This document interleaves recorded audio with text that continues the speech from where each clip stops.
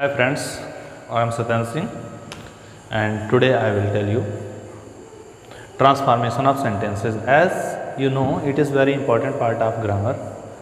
So let's discuss. Don't make delay.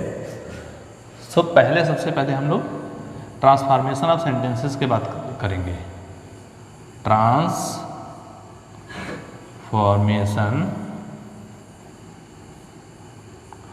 Of sentences.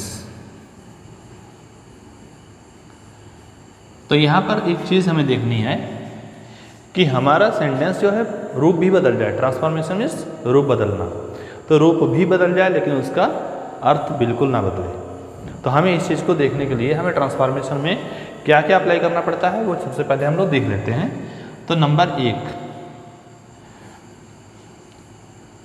एक तो होता है यूज ऑफ या निगेटिव सेंटेंस. पहला होता है अफर्मेटिव टू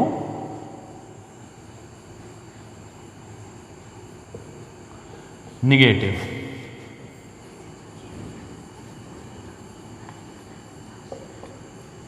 दूसरा होता है active to passive. Active to passive. इसी क्रम में अगला होता है positive means degree of comparison. Degrees of comparison.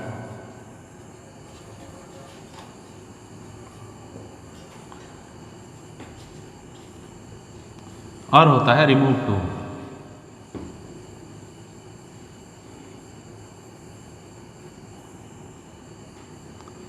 एक होता है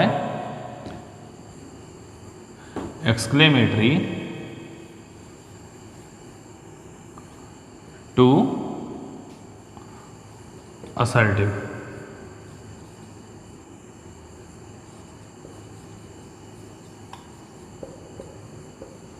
और अभी जो बताया था हमने सिंपल, कॉम्प्लेक्स,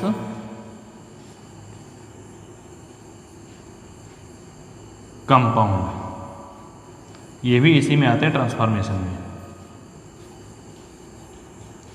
तो यहाँ पर अगर हम बात करें तो शुरू तो यहाँ से करना चाहिए अफर्मेटिव टू निगेटिव, लेकिन आज हम आपको सिंपल और कॉम्प्लेक्स में ही चेंजेस जो है उसको बताएंगे. तो सबसे पहले बात करते हैं complex to simple. Complex to simple.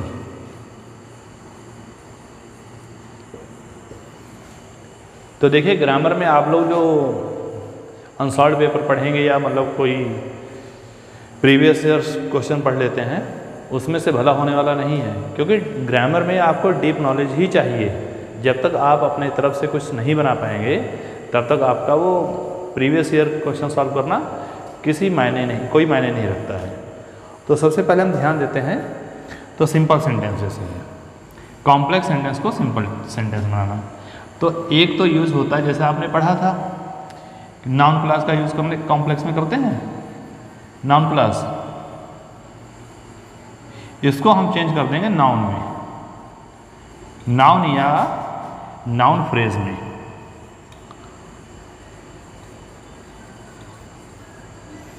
दूसरा पॉइंट है एडजेक्टिव क्लास होती है. एडजेक्टिव क्लास, इस एडजेक्टिव क्लास को सिंपल बनाने के लिए हम क्या कर देंगे एडजेक्टिव.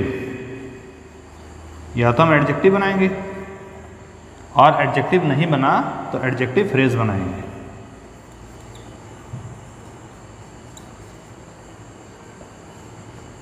तीसरा है एडवर्ब प्लस. एडवर्ब प्लस, इस एडवर्ब क्लास को हम या तो एडवर्ब बनाएंगे या एडजेक्टिव फ्रेज. यहाँ पर भूल गया था लिखना एडजेक्टिव फ्रेज. तो यहाँ पर भी एडवर्ब फ्रेज तो आपको ये मेन पॉइंट याद रखने हैं। तो सबसे पहले हम लोग बात करेंगे, चर्चा करेंगे आज हम केवल नाउन क्लास में नाउन को नाउन या नाउन फ्रेज बनाना, नाउन क्लास को नाउन फ्रेज बनाना या खाली नाउन बनाना, इसको हम देखते हैं। तो अगर आपको वीडियो अच्छी लगती है तो प्लीज़ लाइक सब्सक्राइब करते रहिए, मेरा मनोबल बढ़ाते रहिए। और अभी मैं आपको कोई भी ऑब्जेक्टिव क्वेश्चन नहीं दूंगा इसके ग्रामर के ऊपर, क्योंकि जब तक बेसिक जानकारी नहीं होगी तब तक ग्रामर सॉल्व ही नहीं हो पाएगी। तो देखिए नाउन क्लास को नाउन कैसे बनाते हैं। जैसे लिखा है ये कंपाउंड है, ही confessed that he was guilty. He confessed that he was guilty. अब यहाँ पर क्या है कि हमें क्या मिला, ही कन्फेस्ड, उसने स्वीकार किया। ये तो प्रिंसिपल क्लास है, ये क्या है, प्रिंसिपल क्लास, ही कन्फेस्ड। तो प्रिंसिपल क्लास में सबऑर्डिनेट क्लास कौन सी है, that he was guilty, that he was guilty. अब यहाँ पर बहुत ध्यान देने वाली बात है कि दैट ही वाज गिल्टी जो है ये है तो सबऑर्डिनेट क्लास, लेकिन है क्या, ये है नाउन क्लास। अब नाउन क्लास कैसे पहचानेंगे आप लोग, इससे पूछे ही कन्फेस्ड, उसने स्वीकार किया, व्हाट डिड ही कन्फेस। तो आगे आपको आंसर जो मिलेगा, इसका आंसर आपको नाउन क्लास में मिलेगा। Means that he was guilty, he confessed what, that he was guilty. तो बस इसी को हम क्या करेंगे, जब सिंपल बनाएंगे तो हम कर देंगे he confessed that, he confessed that, यहाँ पर दैट ही वाज गिल्टी को हमें कैसे भी करके एक नाउन बनाना है। नाउन ना बने तो नाउन फ्रेज बन जाए। तो क्योंकि हमारा नाउन बन रहा है, ही कन्फेस्ड, उसने स्वीकार किया। क्या स्वीकार किया, अपना अपराध, his guilt, that he was guilty means his guilt. तो यहाँ पर क्या लिख देंगे हम लोग, हिज गिल्ट। तो आपने एक चीज देखी यहाँ पर कि हिज गिल्ट, इतने जो एक सेंटेंस था दैट ही वाज गिल्टी, उसको हमने केवल हिज गिल्ट में चेंज कर दिया है। तो ये क्या हो गया, गिल्ट नाउन है, हिज उसका एडजेक्टिव है, एडजेक्टिव प्रोनाउन है, पजेसिव एडजेक्टिव है। तो ये जो गिल्ट से पहले लगा है ये ही के साथ जुड़ करके हिज बन गया, और गिल्टी का गिल्टी एडजेक्टिव था यहाँ पर, इसको हमने क्या कर दिया, नाउन बना दिया। तो ये बन गया noun class. He confessed, what did he confess, his guilt. तो आशा करते हैं आपको समझ में आया होगा। चलिए अगला पॉइंट बताते हैं।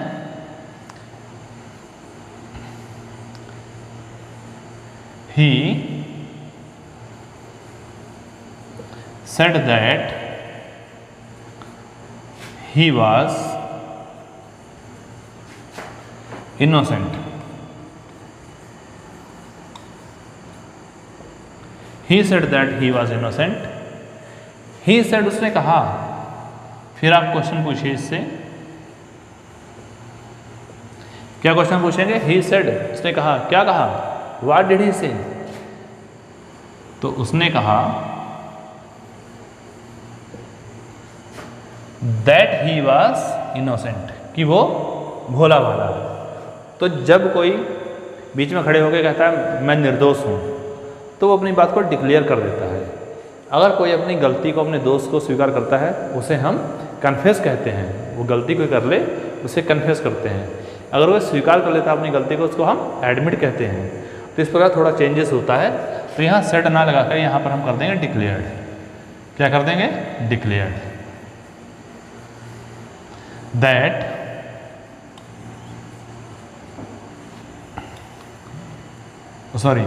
यहाँ पर हम क्या करेंगे, इसी को हमें नाउन बनाना है। ही declared his innocence, his innocence. अब थोड़ा यहाँ पर ध्यान दीजिए, यहाँ गिल्टी था उसको गिल्ट बनाया, एडजेक्टिव को नाउन बनाया। यहाँ इनोसेंट है एडजेक्टिव है, इसको हम नाउन बनाएंगे, इनोसेंस बनाएंगे। तो ये बन गया ही डिक्लेयर्ड हिज इनोसेंस। तो आशा करते हैं आपको ये भी समझ में आया होगा। अगला पॉइंट देखते हैं कि जरूरी तो नहीं है कि आपको ऑब्जेक्ट में ही मिलेगा, हो सकता है ये नाउन क्लास आपको सब्जेक्ट में मिल जाए।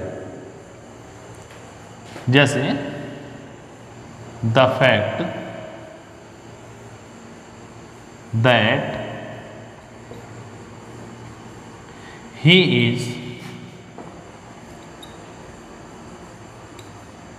साइलेंट proves that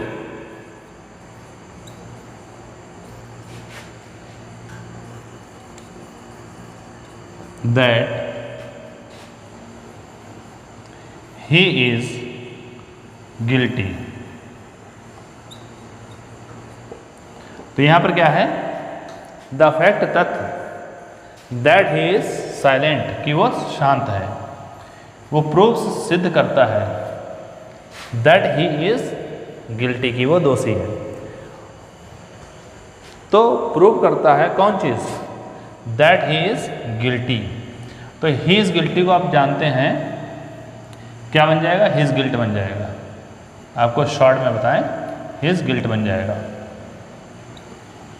तो ग्रामर जो मैं आपको फिर भी काफ़ी कॉन्फिडेंस के साथ कह सकता हूँ, जिस तरीके से मैं आपको ग्रामर बताऊँगा वो शायद ही कोई टीचर बता पाए। बड़ी बड़ी बुक्स पढ़ते हैं लेकिन उन किताबों के बेस पे चल करके आप इंग्लिश ग्रामर नहीं सीख पाएंगे, आपको कुछ अपने आइडियाज़ भी यूज़ करने पड़ेंगे। तो देखिए हिज गिल्ट लिखा, ही इज़ गिल्टी का हिज गिल्ट लिख दिया। अब यहाँ पर एक ये क्लास है the fact that he is silent, इसको हम क्या करें, हिज साइलेंस कर दें, हिज साइलेंस कर दें। तो ये जो है दैट ही इज साइलेंट की जगह पर आ गया हिज साइलेंस और ही इज गिल्टी का आ गया हिज गिल्ट, और बीच में बचा क्या, मेन वर्ब बची है प्रूव्स। ये क्या बचा, मेन वर्ब बची, बस बन गया सेंटेंस आकर। तो क्या बना सिंपल में, बनेगा हिज साइलेंस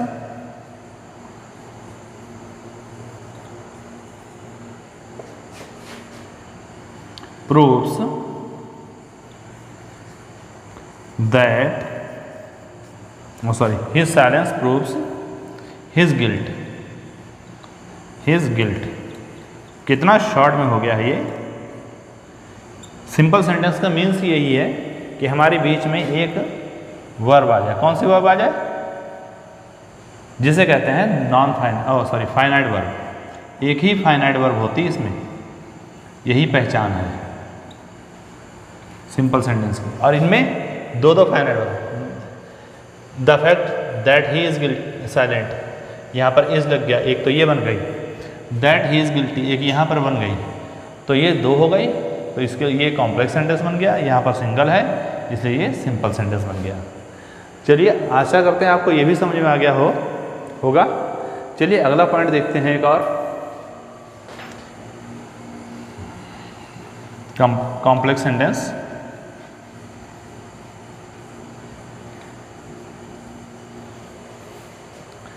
जैसे इट इज लाइकली लिखा हो,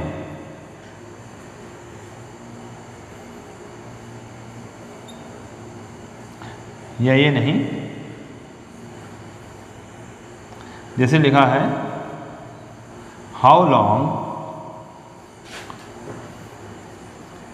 ही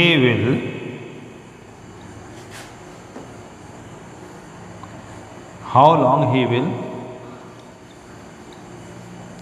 help you is doubtful।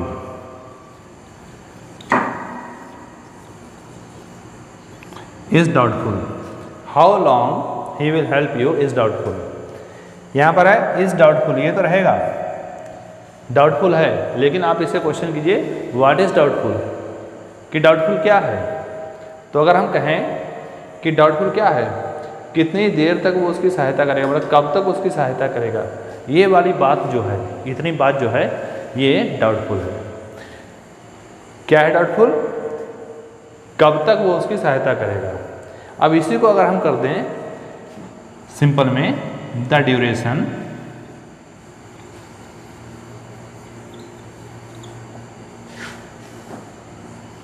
Of his help for you. देखिए इतना बन गया, the duration of his help for you, उसकी तुम्हारे प्रति सहायता की अवधि, उसकी तुम्हारे प्रति सहायता की अवधि। क्या ये सेंटेंस है? नहीं है ना, ये एक फ्रेज है। तो फ्रेज को पहचानने का तरीका, जैसे ऑफ लगा है, फॉर लगा है, तो आप इसी से पहचानिए। प्रीपोजिशन जो है उसमें फ्रेज होता है, जहाँ भी प्रीपोजिशन के साथ ग्रुप बनता है सेंटेंस वर्ड्स का, वो फ्रेज होता है। तो ये हो गया अपना नाउन फ्रेज। यहाँ पर लिख देंगे इज डाउटफुल, इज डाउटफुल। तो मैंने आपको आज केवल नाउन क्लास के बारे में बताया है, नाउन क्लास को नाउन ही बताया है। मैंने इस नाउन क्लास को